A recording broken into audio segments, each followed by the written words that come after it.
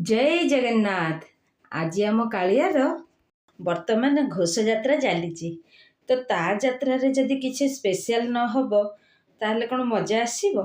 ताको पाखरे सिना 56 भोग लगी थाए किंतु आमे साधारण लोक टिके किछि तो करिकि खाइबा आ ताको भी भोग दबा भोग लगेबा। तो से कथा भाबिकी भाबिली जाउची आज किछि आज होची रथ यात्रा तो आज किछि गोटे स्पेशल बनैबी कौन बने भाबी मो पुओ कहला मामा तो आमर से हलदिया भात बनौनु बोले हलदिया भात बसंती पुलाव ना हाँ मु जानिनी तू से जो हलदिया कानिका जो बनो साकु बना कहला अच्छा ठीक अच्छे।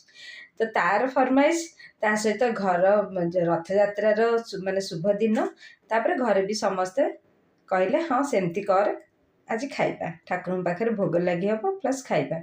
तो यह भावना रखिकी आरंभ कली मोर रेसिपी। तो आज मु बनाऊँगी आमर ओडिया घरर साधा सीधा डालमा आ मोर हलदिया खिचुड़ी खिचुड़ी कहींपर कानिका कहींपर जहाँ भी कहले चलो बा पलव कहींपर। तो से अढ़ई डबा 3 डबा पाखापाखि मु चाउल नहीं अरुआ चाउल बहुत छोट छोट चाउल आ मु जो चाउल आपण मानक आ गोटे वीडियो मु देखी आपण मानक सेठू देखिए। तो यहाँ डेराडून एकदम छोट छोट गेड़ी चाउल एटा बहुत हाथ को सिल्की लगे भल भी भात हुए किंतु एकदम छोट छोट। तेबे आमे नैथिबा अरुआ चाउल को हल्का हाथ में भल भाव धोईकी सबू पानी गुड़िक निगारी दबा जमती सुखिला हवा भाया। तापर आमे नबा ये गोटे प्रेसर कुकर में मुझे गुआ घी तो आप चाहिए जेकोसी घी दे पारे घी दे सारापर से दबा खड़ा मसला टिके चटकी आसिले दबा से आमे धोईकी रखि चाउल को किछि समय आमे टिके भाजी दबा। तापर से आमे जो नड़िया कोरिकी रखी से नड़िया कोरा को से ऐड करवा।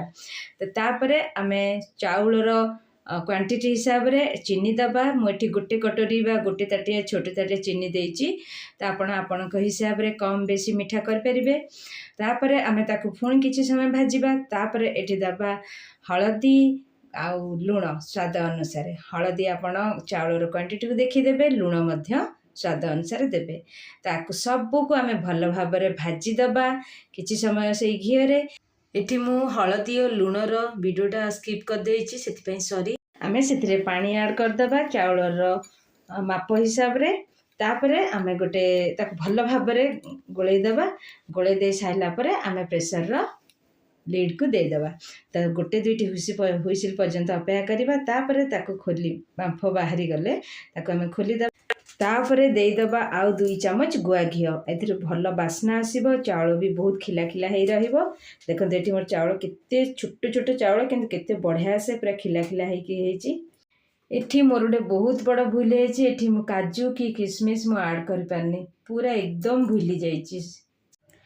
तो यही भली चाउलटी रहिले आमर पलौटी बहुत बढ़िया लगे। एठी मु डालमा बसैची तो डालमा बसैथिले तो डालमा रे आपण जेकोसी परिबा ऐड कर परिबे। तो प्रथमे आमे परिया गुडी को धोई दाई प्रेशर रे हलदी और लुण पकेकी सिझे दबा परिवार क्वांटिटी को नेकी सेदरे दे दबा डाली आपण जेकोसी डाली दे परिबे हरड मुग मसूर जेकोसी डाली हरड डाली देले बेसी भल लगे। तापरे ताकु सिझे दबा तापरे ताकु गोटे साधा सुधा छुंकटे मु एठी देइची आपण मु तेल देइची आपण चाहिले घी देबे तेतरे पकेबे गोटे बा 2टी सुखिला लंका 2टी बा गोटे तेजपत्र आउ किछि जीरा गोटे चम्मच मानिया ए सब गुड़िक टिके चटकी गले आमे सेतिर ऐड कर देबा सिझी थिबा परिबा को। तो बनिगला हमर डालमा छुंक से ऐड करिबा लंका जीरा गुंड मु इंस्टेंट एठी बनैची आपण चाहिए जदि रखिथिबे बनैकी तेल ऐड कर परिबे। इंस्टेंट बनेले एटा बहुत ही बढ़िया बास्ना एवं सुंदर फ्लेवर आस्ता है। तो बनिगला हमर खिचड़ी डालमा आउ बैगण भजा। तो बैगण टी मु भाजिकी रखी सेटा मु आपनको देखैनी सॉरी। तो केमिति लागले मोर वीडियोटी आपण माने निश्चय मते जणैबे खास करी मोर कानिका रेसिपीटी यही रथ यात्रा रे मते आपण माने आशीर्वाद करंतु मोर निहाती जरूरी। तो आपण माने मते निश्चय जणैबे मो चैनल गोटे लाइक शेयर सब्सक्राइब कर देबे प्लीज। आशा करछि वीडियोटी आपण माने भल लागिथिबो। तबे रहिली जय जगन्नाथ।